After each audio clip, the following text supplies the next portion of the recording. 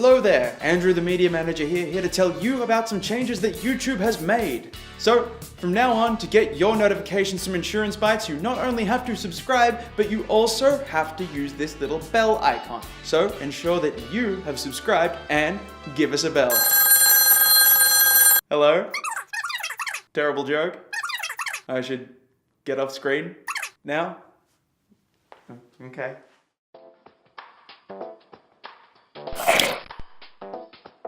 This episode is brought to you by the Financial Services School, specializing in educating insurance professionals. One of the features that was introduced in the Mark IV ISR was the branded goods clause.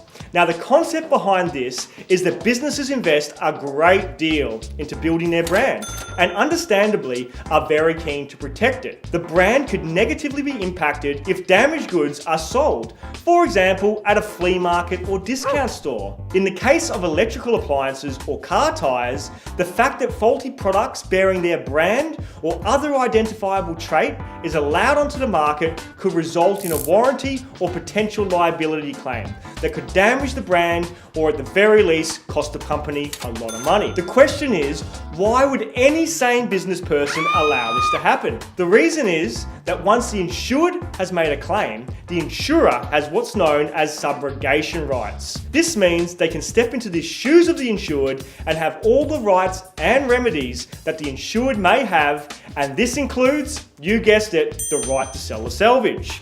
Understandably, this is in their best interest, as selling the salvaged items will reduce the overall cost of the claim.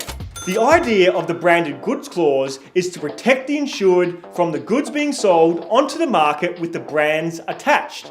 A good quality clause allows the insured to remove the brands at their own cost, and the insurer can then dispose of the goods. This sounds simpler than it often is. In some cases, for example clothing, the brand is embroidered into the garment, or in the case of plastic or rubber items, a logo is moulded into the product. Just look at your car tyres, for example.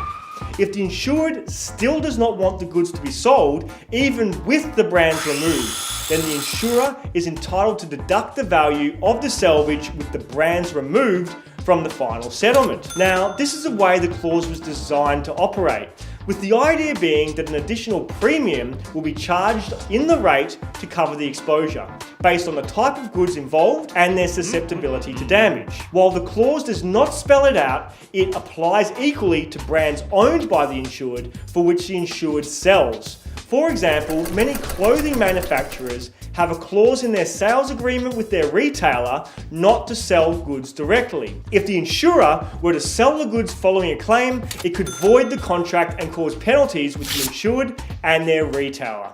This clause is a great example of the insurer working with the insured to provide a much needed protection. Unfortunately, this clause has been modified, moving it from being a benefit to in fact a penalty. In some business packs, if the insured wants the brands to be removed, the amount paid to the insured will be the market value of the goods after the brands, labels and names have been removed.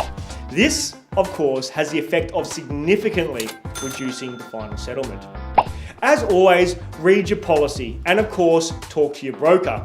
Click here for another video we did. Give us a thumbs up if you found this helpful. Comment with more stuff you want to know about. For example, where to get one of these nifty jackets. And as always, for more demystified insurance jargon, click that subscribe button. Subscribe button!